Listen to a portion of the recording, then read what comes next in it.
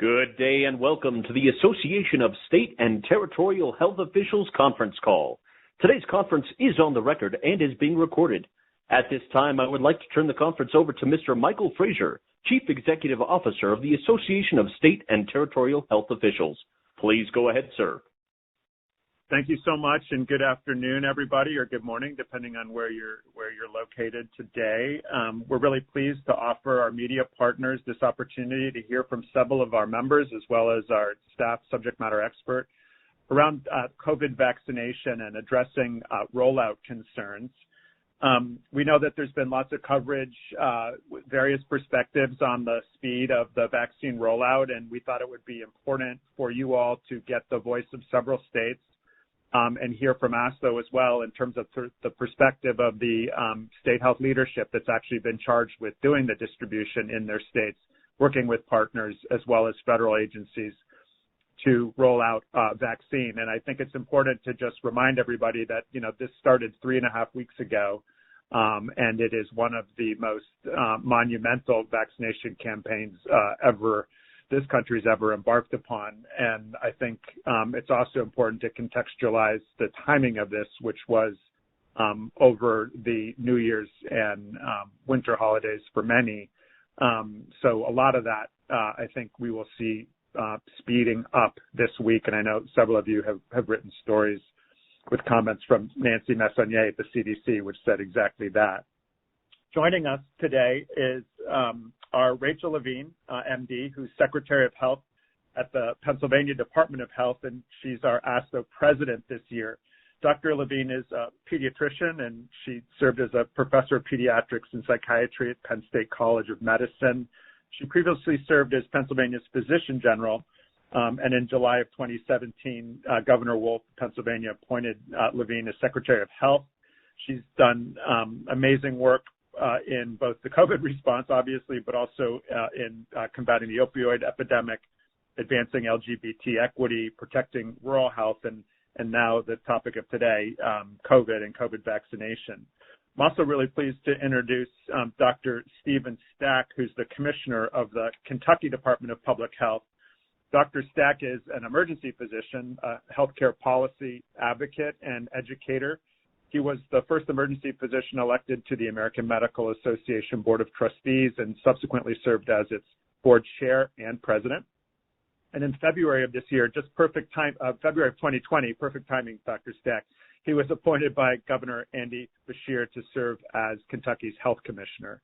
He's an adjunct faculty at the Haslam College of Business, instructing future physician leaders on topics of healthcare policy, advocacy, and leadership. And certainly we're all getting lots of case studies for any instruction we do based on COVID stories. And finally, we will be hearing from Jim Blumenstock.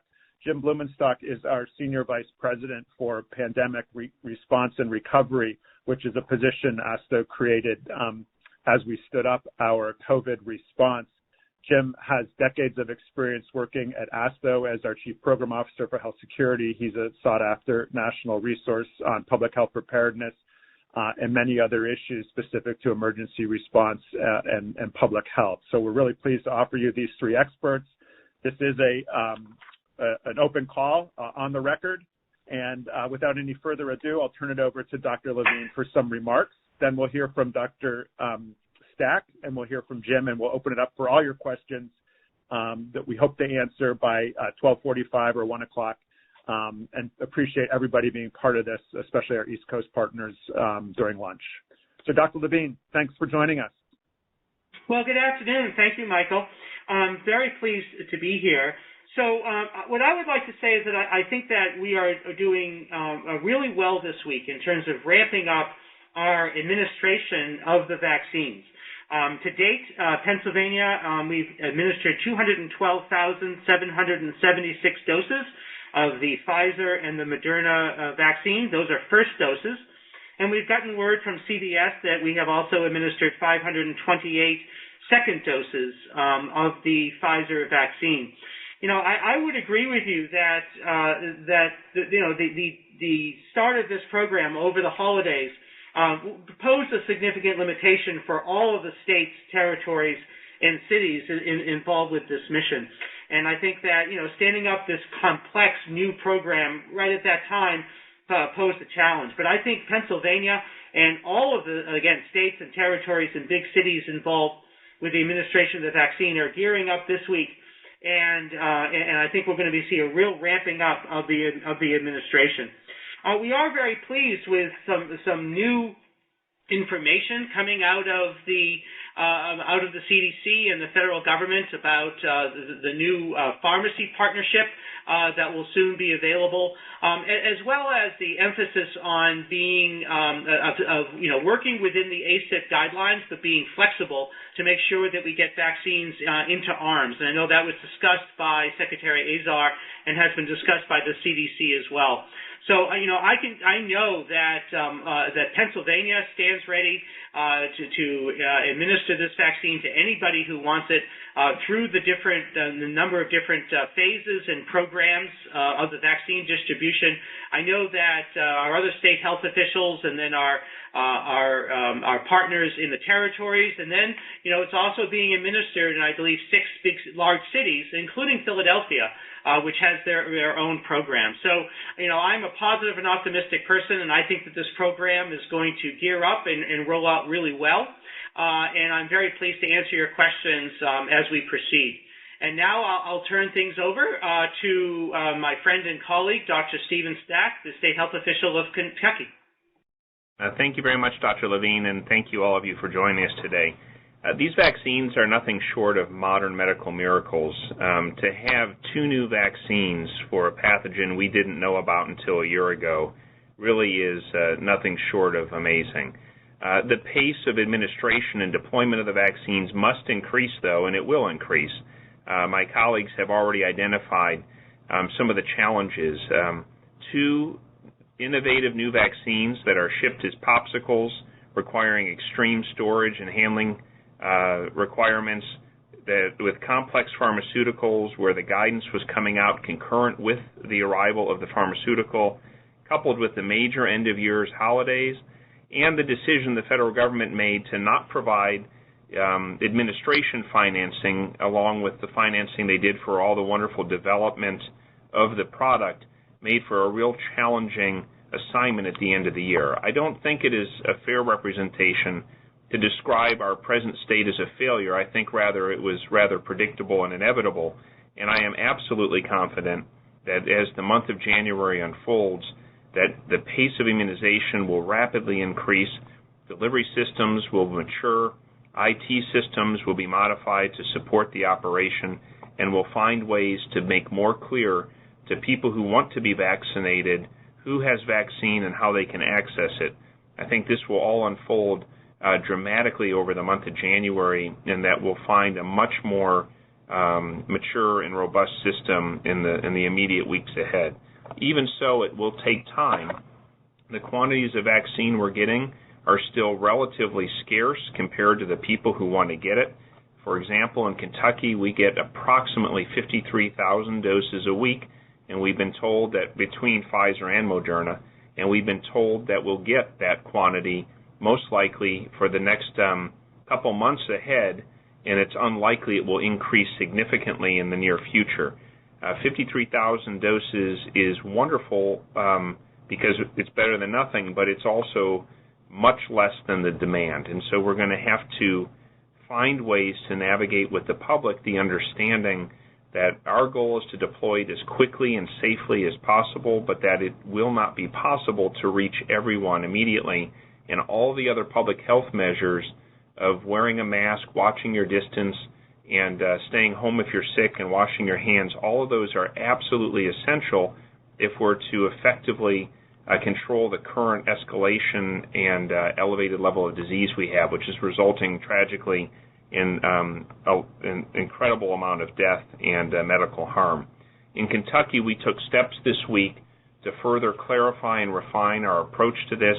We announced all of the phases as we will use them in Kentucky, starting with Phase 1A as defined by the CDC's Advisory Committee on Immunization Practices, and progressing all the way to our Phase 4, which is the population under 16 who are currently ineligible to receive the vaccine because they're not authorized by the FDA's EUA. We also have stated as a defined goal for all vaccine administration sites the expectation that 90% or more of all doses that arrive in the state should be administered to a ready and willing arm within 7 days of receipt. The goal is to try to work through all the phases, reaching methodically 1A, 1B, 1C, 2, and 3 as expeditiously and prioritized as possible, but the overriding goal is to get a vaccine in a willing arm rather than waiting and delaying to find a specified or specific arm. And so we're going to focus on moving the vaccine as quickly as we can into willing recipients. Additionally, we are working to build networks for delivery and networks for information so that we can start to help the general public know where vaccine is available and make sure that the places that are advertising having vaccine are actually supplied with a steady and reliable supply so they can schedule and operationalize their delivery. So I am absolutely confident that we will find ourselves in a very different place even as soon as 4 weeks from now. I do think, again, that it's not accurate to convey that the last few weeks of 2020 were a failure. I think given all the challenges that we're facing and the amazing miracle getting these vaccines so quickly, that it is an inevitable part of a mobilization that in its complexity probably is comparable to World War II's initial ramp up. And so I think brighter days are ahead, but we do need the public to please not take their eye off the ball on the importance of wearing their masks and maintaining social distancing so that we can keep ourselves safe until we can get enough people vaccinated. So again, thank you for being with us today, and our next presenter will be Mr. Jim Blumenstock, who's a Senior Vice President with ASTHO. Great, Dr. Stock, thank you so much, and good afternoon, everybody. In the few minutes I have with you, what I would like to do is summarize and amplify a number of the key points that both Drs. Levine and Stack just made. It's important really to start off by saying that since COVID vaccination efforts began on December 14th, just 3.5 short weeks ago, over 5.3 million Americans have received their first dose of COVID vaccine. Even with this accomplishment, and that truly is an accomplishment, some have voiced a level of disappointment and dissatisfaction over the pace of the rollout. Because of this, I think it really is important to spend a few moments to provide a fuller context of this issue, some of the elements which have already been discussed. And my following points really are not intended to be excuses, but rather provide a greater illustration of the mindset and tactical and logistical realities that really influenced this nascent stage of the vaccination campaign. First, as many look at and examine the CDC COVID data tracker, it continues to be our unified goal to increase vaccine availability and administer more first and second doses as soon as possible to the American people. And this tracker will really help show progress towards that goal. That said, it's important to stress that the amounts delivered and the number of doses administered, as shown on the tracker dashboard, will never match, simply because it takes additional time to administer the vaccine after it's placed on a loading dock, so to speak, of the clinics, and also because administration data is not captured and reported until 24 to 72 hours after the vaccines are administered. Our objective continues to be to increase numbers reflected in these two indicators and shrink the gap between them. Now, really what I want to do is share with you a few more points that are really more substantive and specific. First, all along, speed and volume was not the plan in the early days of the campaign. Rather, the paramount focus was on safety and accuracy. By design, we took a very measured, some would call it conservative approach to the rollout. This is because, as was mentioned previously, we're using two different and new vaccines with very complex storage, handling, and preparation requirements. We have a new set of data collection and reporting systems that are being used. Training for the vaccination providers needed to be provided, which couldn't be accomplished until the terms and conditions of the EUAs were issued by the FDA and the use recommendations were provided by the ACIP. We anticipated needing to spend additional time and provide additional care in addressing the questions and concerns about the safety and effectiveness of the vaccine for those who were presenting to be vaccinated. And as we learned most recently, we now need to provide additional time and attention in monitoring for post-vaccination allergic reactions. All of this, without much time or luxury to practice and exercise before game day. As such, accuracy and safety was more important to us at this point than speed or volume. This was further complicated, as Mike and others had mentioned, with the holidays coinciding with the rollout and their potential impact on the availability of vaccination staff, as well as individuals available to be vaccinated during this special period of time, also recognizing that with the healthcare workforce, their top priority was really to provide the clinical care to those that were being affected by COVID during this seasonal surge. These factors and others influenced vaccination plans and results in the jurisdictions during the last half of December and the first week of the new year. As Dr. Stack and Levine mentioned, jurisdictions are now making adjustments based on what was experienced and learned over the last 3 to 4 weeks, not only in logistics and operations, but also in planning to expand the pool of eligible individuals and increasing interest in receiving vaccination in the weeks and months ahead.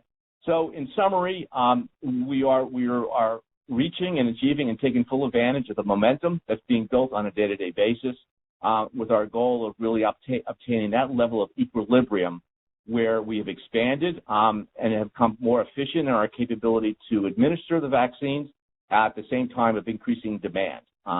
So hopefully that provides you a good overview of sort of our experiences over the last 3 to 4 weeks and really what our prognosis is for the weeks and months ahead as we work on this critically important campaign.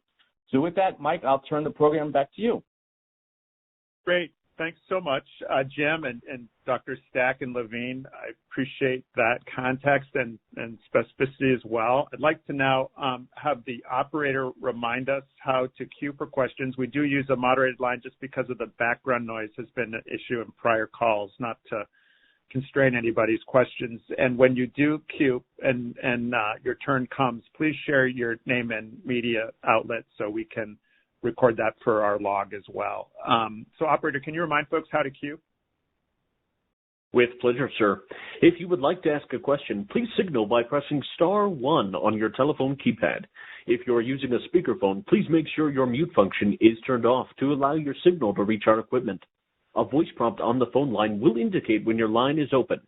As stated, please state your name before posing your question. And again, that is *1 to ask a question. We will take our first question now.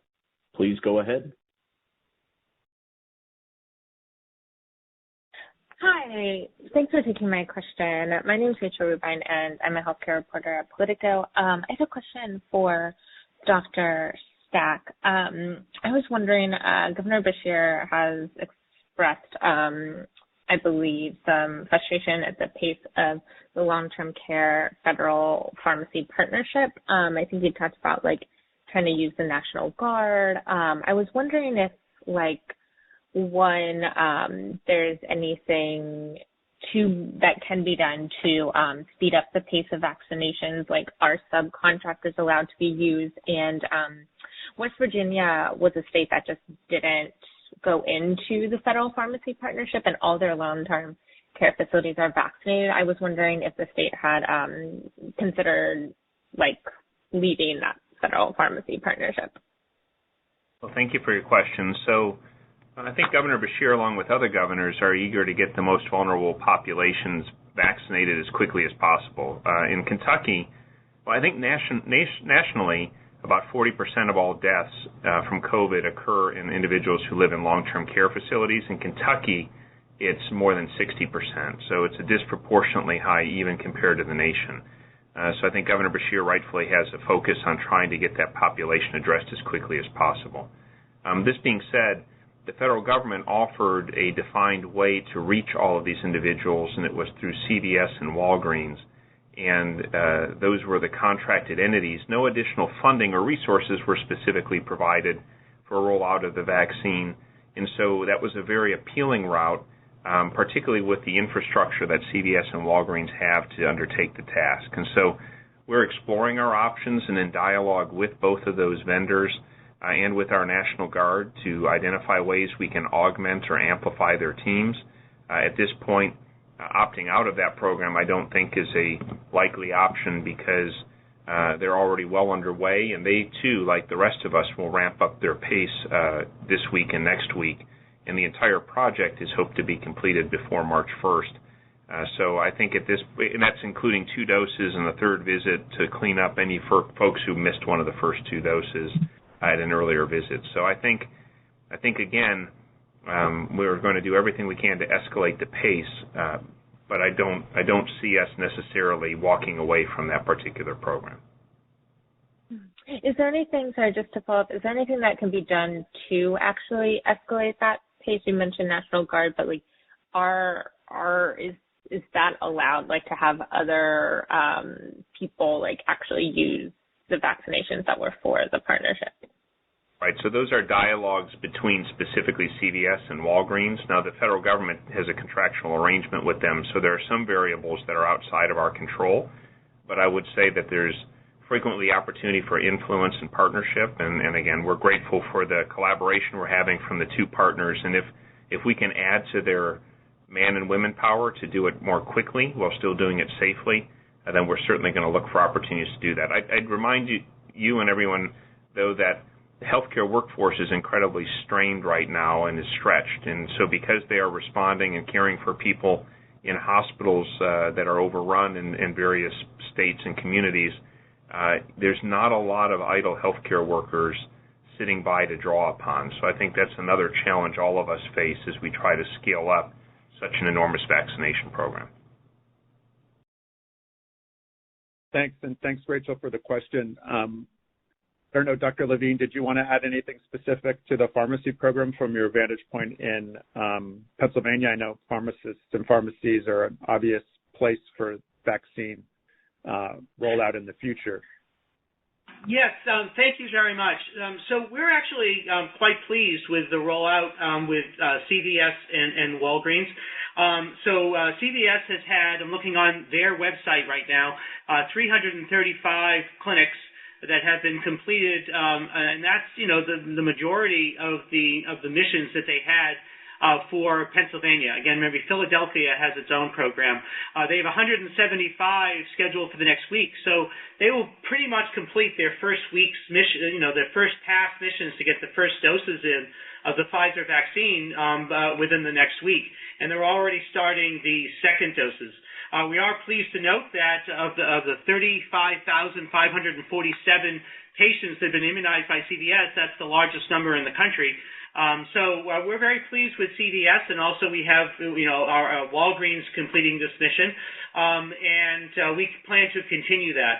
We are also very pleased with the rollout of the new pharmacy, the general pharmacy partnership that has been announced by Secretary Azar, which is being started early. And we just got information about that yesterday, and so we will be going over that information and planning to start that as soon as possible.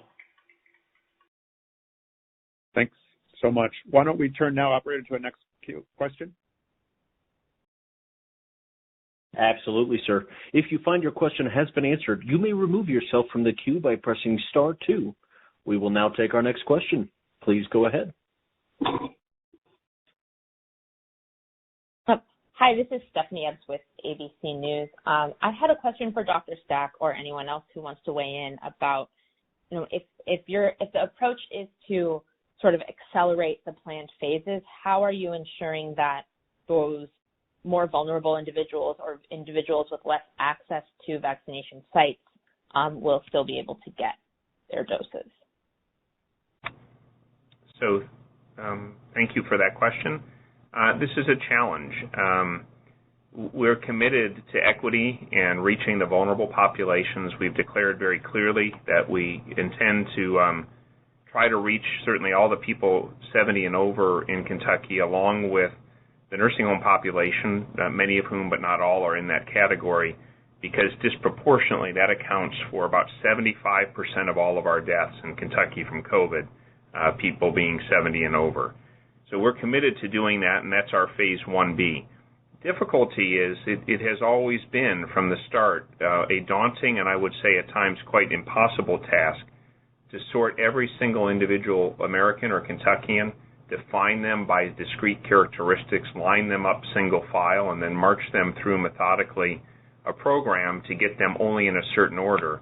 And so if we place our complete focus and emphasis on reaching only the right people, our pace and efficiency fall off dramatically enough that we're not reaching anywhere near enough people.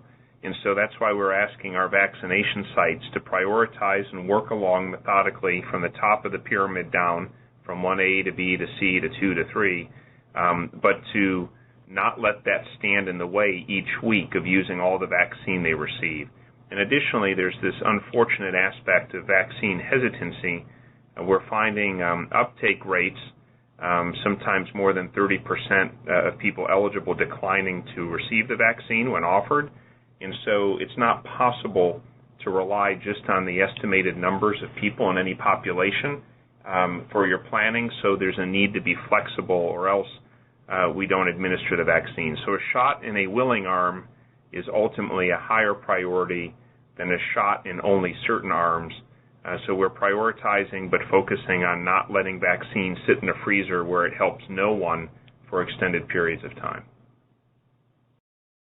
Thank you. This is Rachel Levine. So I would agree, health equity is a critical aspect of our vaccine plan. And we want to make sure that vulnerable citizens in Pennsylvania, minority groups, et cetera, make sure, because they have been really more prone to having COVID-19 and to having serious complications and death from COVID-19.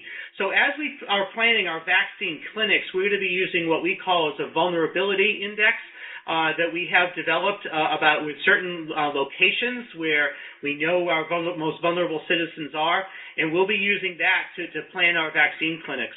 You are right that there are individuals that cannot leave their home, and as part of the pharmacy partnership, you can arrange for mobile vaccinations, and we'll be using that method and others to make sure that we get vaccine to those who need it most.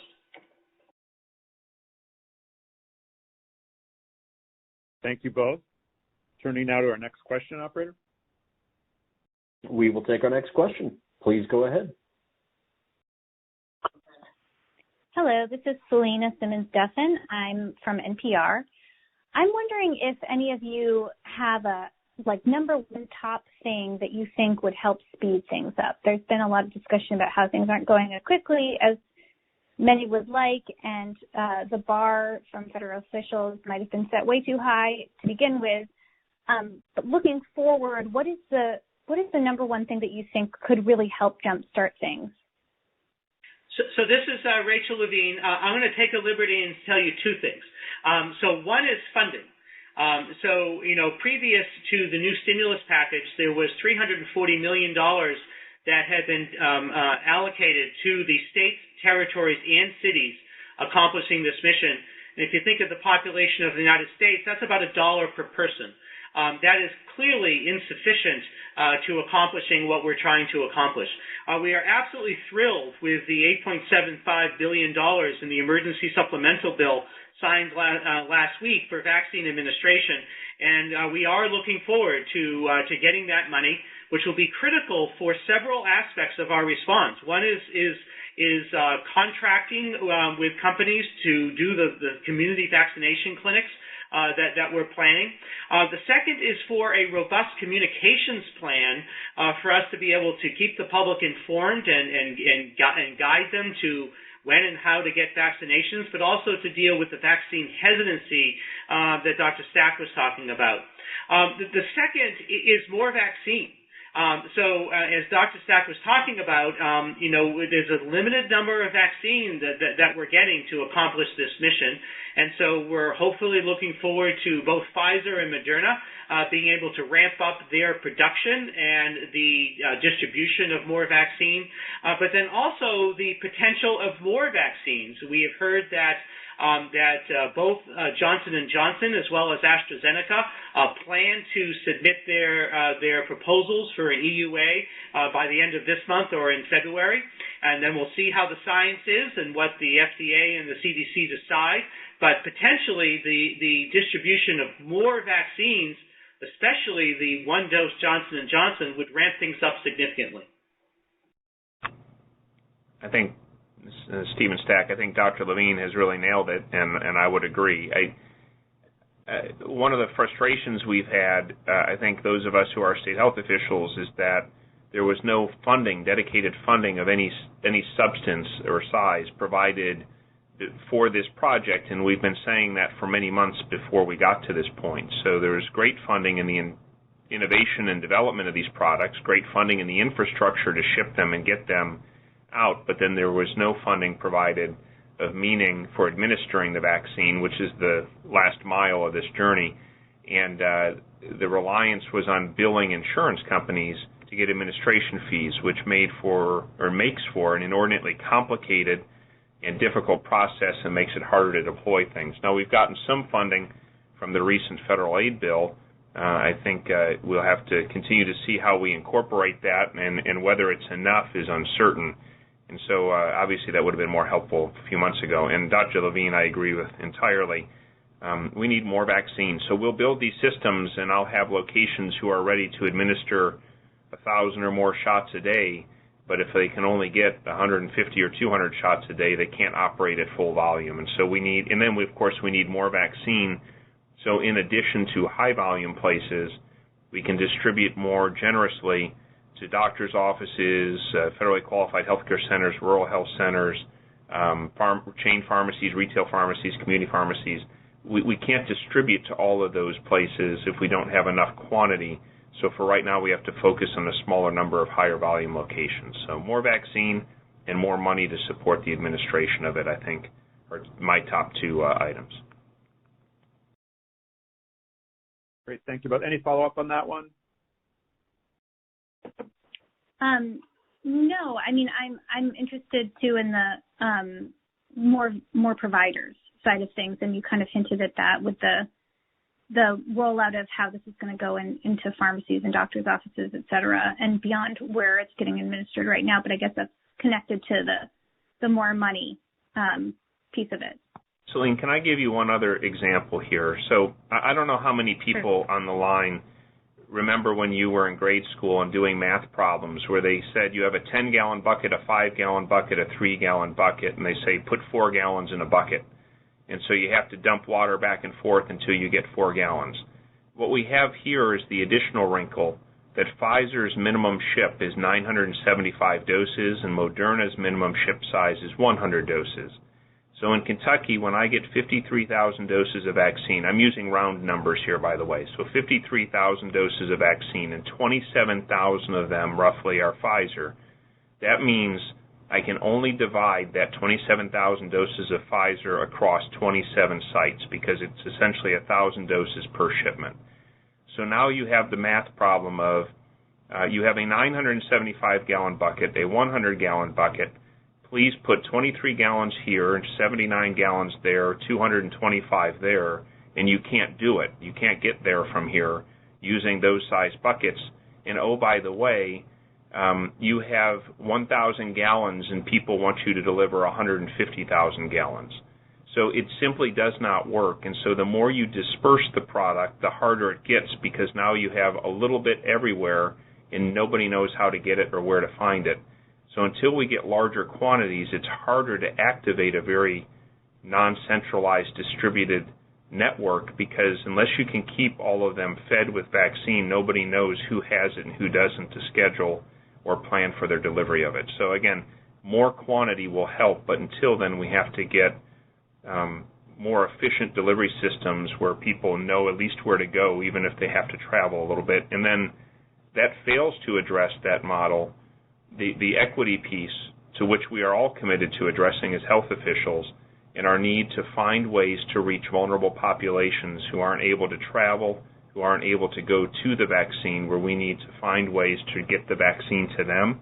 And these are, again, just some of the many difficulties. This is Rachel Levine. I'd like to add even more complexity. Of course, the Pfizer vaccine has to be transported and stored at minus 80 degrees centigrade.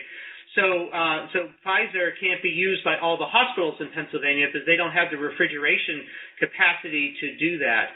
That's why we specifically chose Pfizer for CVS and Walgreens to use for the long-term care mission. In addition, they all need second doses. And of course, the second doses are different times. The Pfizer is 21 days later, and the Moderna is 28 days later. So if you add all of those variables, you can see the complexity of this mission. Thank you. Great. Very helpful examples. I like the buckets. I didn't get that in my math class, but I think that explains a lot, actually. Thanks, Dr. Stack. Next question, operator.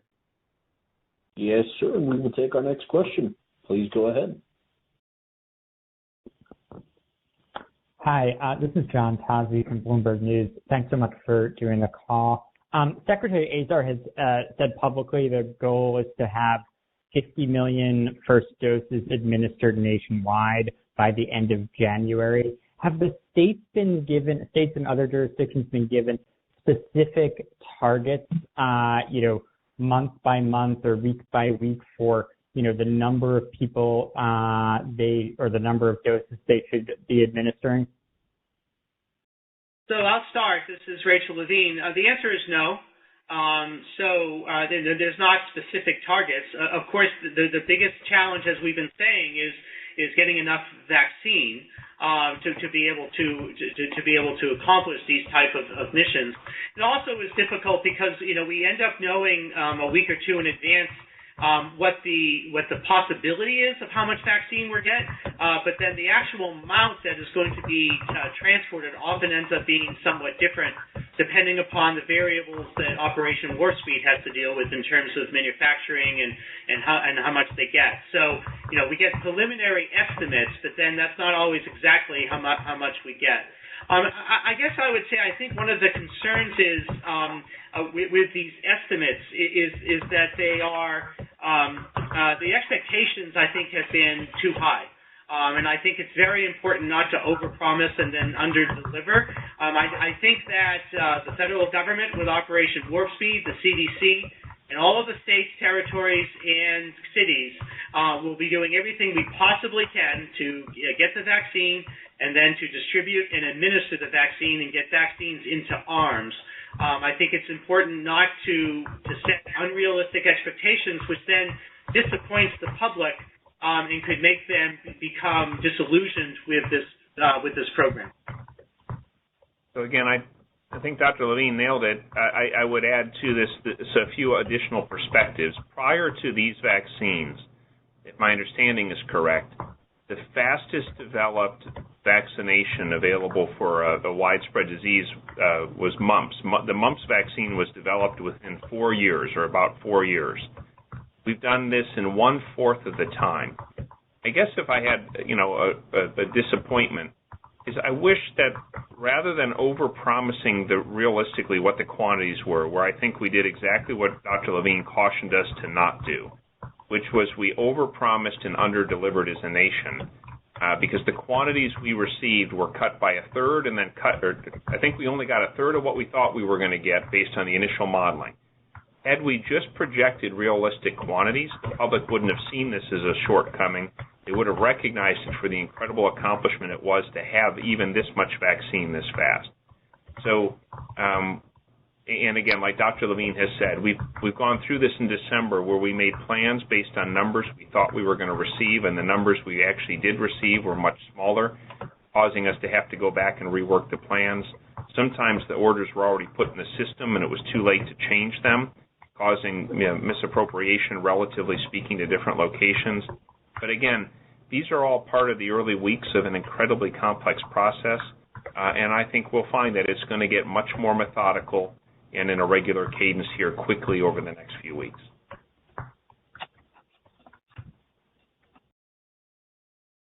Great, thank you. Operator, we'll turn to the next question. And please go ahead. Hi, this is Adriana Rodriguez from USA Today. Thank you for taking my question. I do have a couple of them. So the first one, actually, I'm glad we just touched on this topic because you mentioned that the rollout of these vaccines was more predictable, that the sort of like, not the shortcomings, but I guess the delays and the hurdles were predictable. But they may have been predictable for officials, but they are not obvious to me, and I don't think they're obvious to our readers either.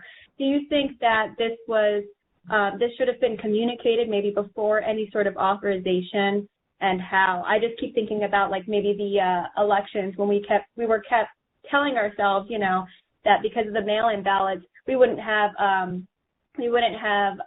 results for weeks, and we were sort of prepared. And I feel like here we were not. I'll take the silence from Dr. Levine as allowing me the opportunity to address that first. So,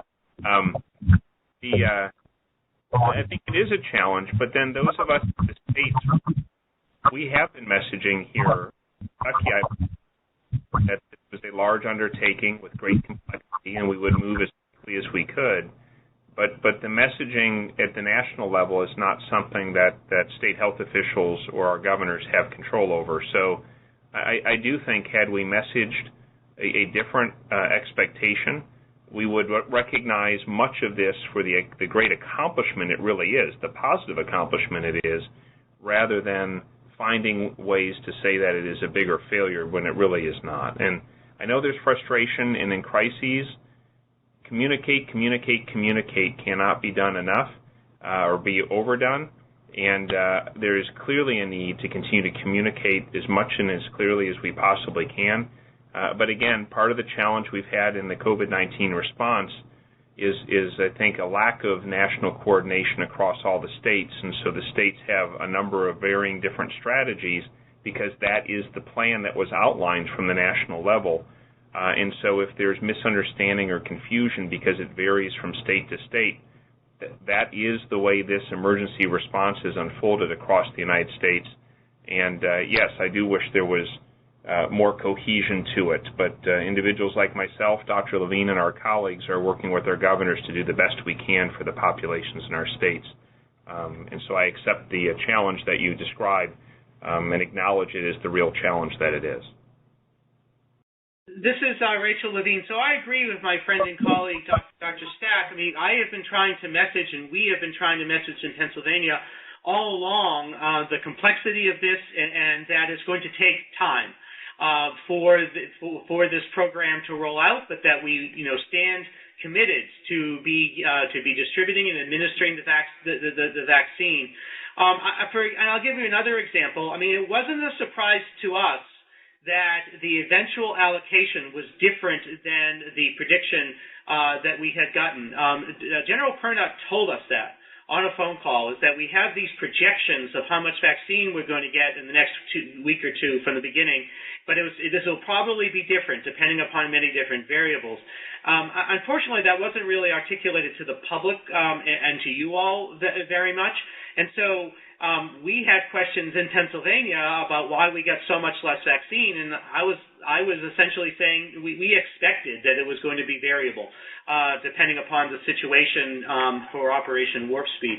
So, and we need the more money. The money for our communication strategy is in this new emergency supplemental bill allocation, and so we're looking forward to having access to that funding so that we can roll out the robust communication plan that has been developed for the vaccine. So I think a number of different issues have led to challenges with communication, and so we're all going to work to accomplish that as time goes by.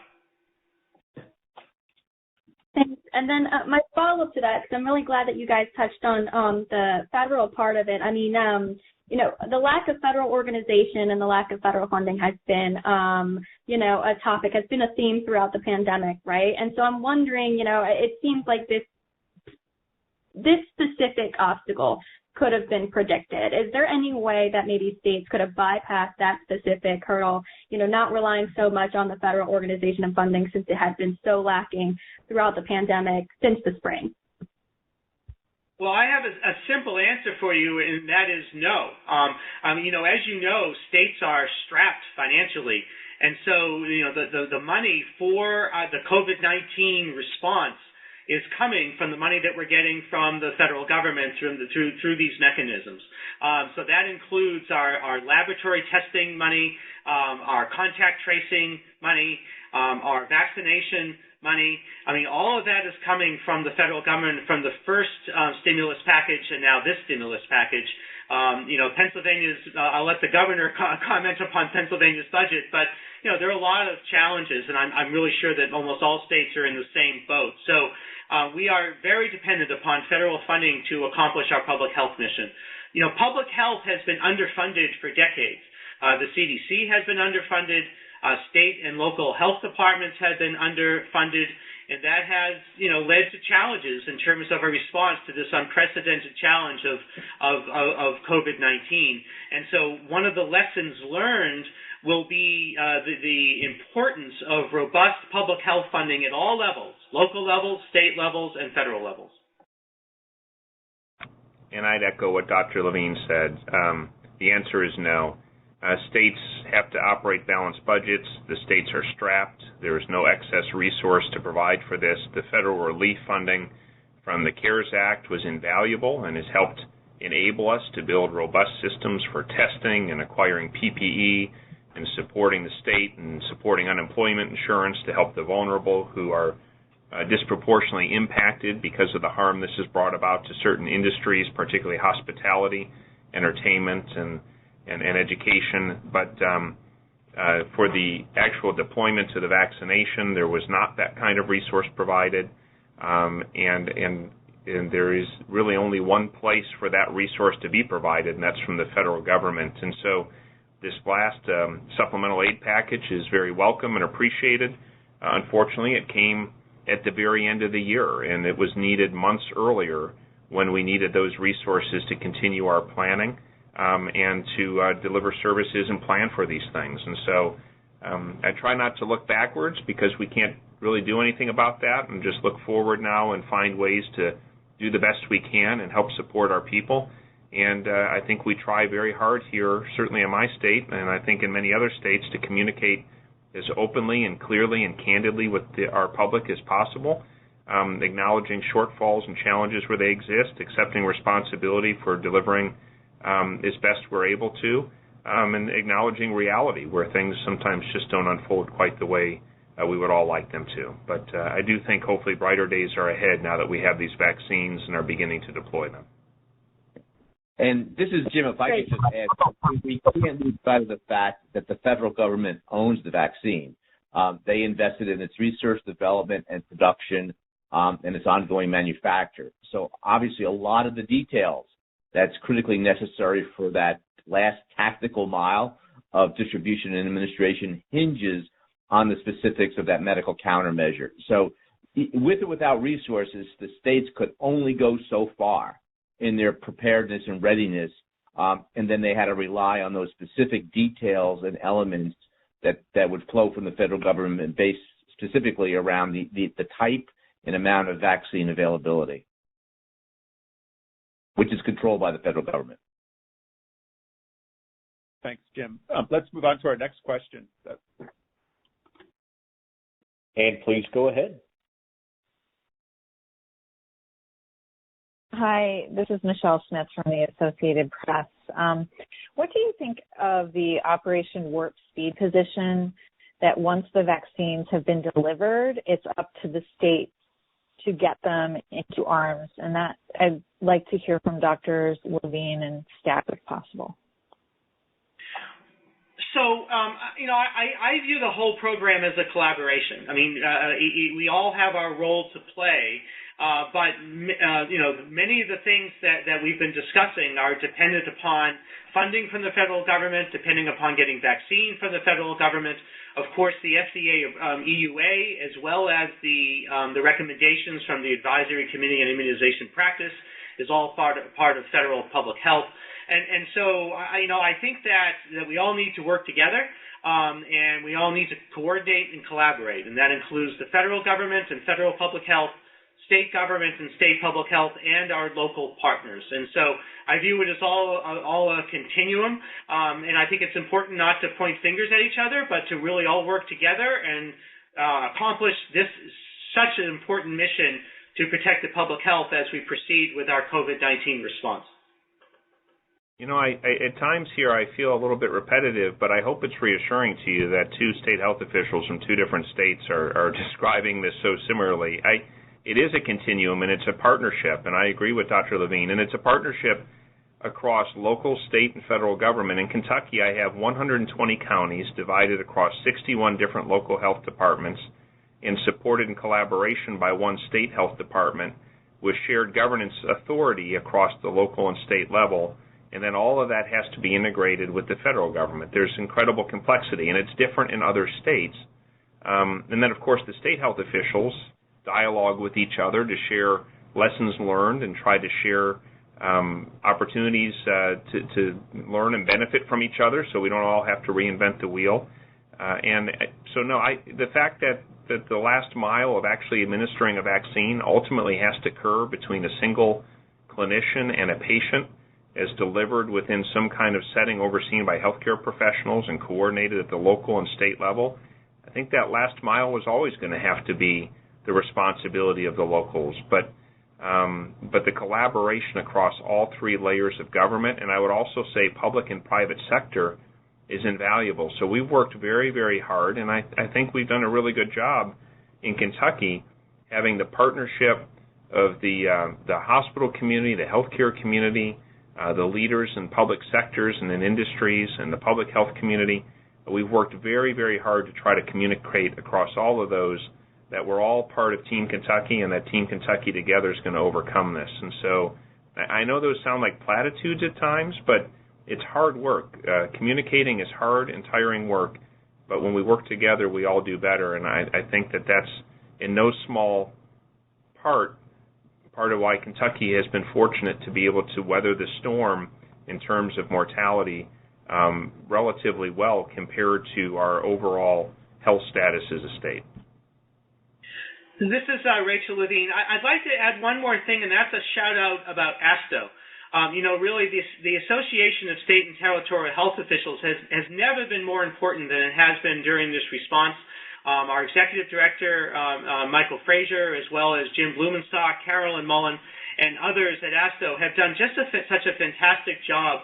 It has provided, the opportunity for state health officials really twice a week, if not more, to be on the phone together for us to discuss our response, to collaborate, to brainstorm, as well as frequent discussions with particularly our CDC colleagues, as we keep each other informed. So, I'm not saying that just because I'm the president this year. ASTHO really is a fantastic organization and has been absolutely essential to the success of states in our response.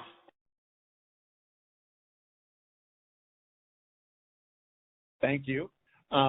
Appreciate that. And let's move to our next question. As we have 5 minutes left, I want to make sure we get the last remaining time together. Please go ahead. Hi, this is Emily Kopp with DQ Roll Call. I think you've addressed this a little bit, but I was just hoping you could talk more about the decision to distribute the vaccine to only a few select sites, why that decision was made. Do you think the new pharmacy partnership will help with that? And will there be enough staffing in order to ensure that you can ramp up to more distribution sites? It seems like from press reports that CVS and Walgreens are having trouble staffing even the long-term care partnership. So hoping you could address that. Dr. Stack, would you like to start? Sure. Thanks, Dr. Levine. So in an ideal world, I would rather have supply of vaccine that was adequate just to say it's going to every pharmacy and every doctor's office and every hospital and every health department that wants it, and then the public can just pick up the phone or go online and find a location convenient and close and do this. I can't do that for the reasons we've already shared, the relatively large shipment sizes at 975 and 100, and also the fact that there's so little of it that if you sprinkle it like pixie dust all over the state, then if every site only got 5 doses a week, nobody ever knows when a site may or may not have vaccine, and so you have a market failure. The people who want the vaccine don't know who has it, and the people who are willing to give it and administer it don't get enough of it to plan their staffing and their operations and to tell the public when they're likely to be able to provide it. So I think it's inevitable that in the early days, many of our states, I won't say all, every state has their different distribution of populations and infrastructure, but that for many of us it will be necessary to focus on a relatively smaller number of locations where the public can have clarity about here's where you go to sign up so you can get it. I think we hope very quickly, I hope that by the springtime we're able to open this up to many, many more sites. And then at that point, by the time we get to the summer for sure, I think I would certainly hope that the regular healthcare system can provide the service it normally does, and more people are able just to call and schedule an appointment and go to a local healthcare provider or health department to get their vaccine. But right now it's simply too scarce. And so in order to make sure the public knows where to find it and people can plan to deliver it, we've got to match quantity and resource, supply with demand, essentially. We have to put those two things together. So this is Rachel Levine. So in Pennsylvania, we have done it somewhat differently in that really for the healthcare worker mission, most of our vaccine has been going to hospitals throughout the state. And the Pfizer vaccine to hospitals that have the refrigeration capacity and the ability to deal with the large trays that Dr. Stack was talking about. Moderna vaccine to other hospitals and particularly to rural hospitals. So there have been actually many different sites. And then, Walgreens and CVS are proceeding with their mission. So we have not had to limit the sites in Pennsylvania. We will be working to set up vaccine clinics as we progress in 1A to 1B and then eventually 1C, and we'll work to distribute those across the state, and again using our vulnerability index to address the health equity issue. Great, thank you both. Why don't we take one more question? We're almost at the top of the hour, and then we will conclude with some instructions for any follow-up if your question wasn't answered. Let's just take this next question, operator. Please go ahead. Hi, this is Aria Bendix from Business Insider. This is a two-part question. In the spirit of looking forward, do you expect more federal support from the Biden administration? And is that support necessary to speed up vaccine rollouts? And then I'm curious, Dr. Stack, about your mention of vaccines sitting in freezers. Was that a reference to the slow pace of the rollout, or that some doses actually aren't being administered in time to be viable? Oh, let me clean up the second question first. Please proceed. Yeah, thank you, definitely. Let me clean up the second question real quick if I created a false impression. I don't mean that vaccine is getting wasted, like it's spoiling. I mean that if we get 53,000 doses and only 30,000 are administered, that's 23,000 doses sitting in a freezer waiting to be used. I don't think we have any significant waste occurring for spoiled product. The challenge is if you're trying to keep people out saying that, oh, it's not your turn yet, you have to wait until we find all the people who are designated as it's your turn right now, it slows the pace and it's not always possible to find all those folks, and particularly when we're building systems right now.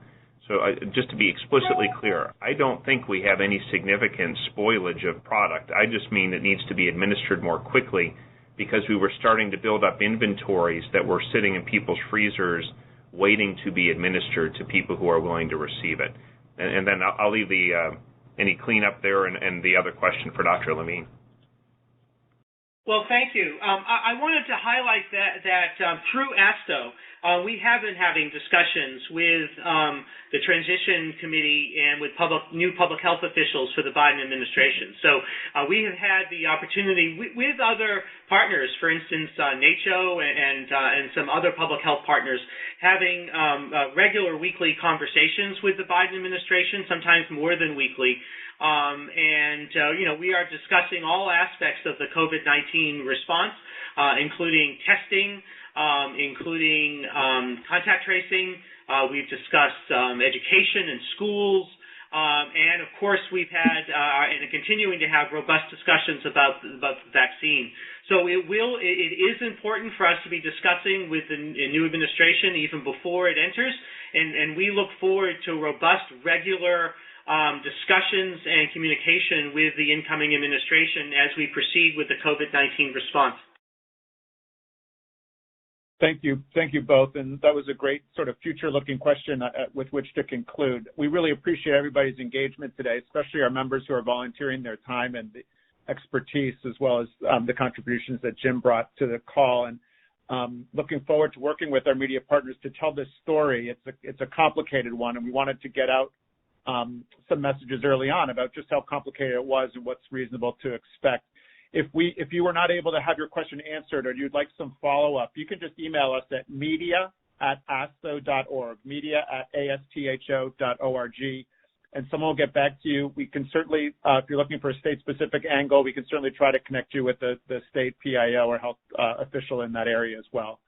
Thank you all so much. We know you're very busy. We appreciate your coverage of this important story, and please know that we want to be your resource specific to vaccine rollout at the state level, so feel free to contact us anytime. And with that, I'll say please have a good afternoon or rest of your morning, and stay safe and well, and we look forward to working with you in the future. Thanks very much, and again, thanks to our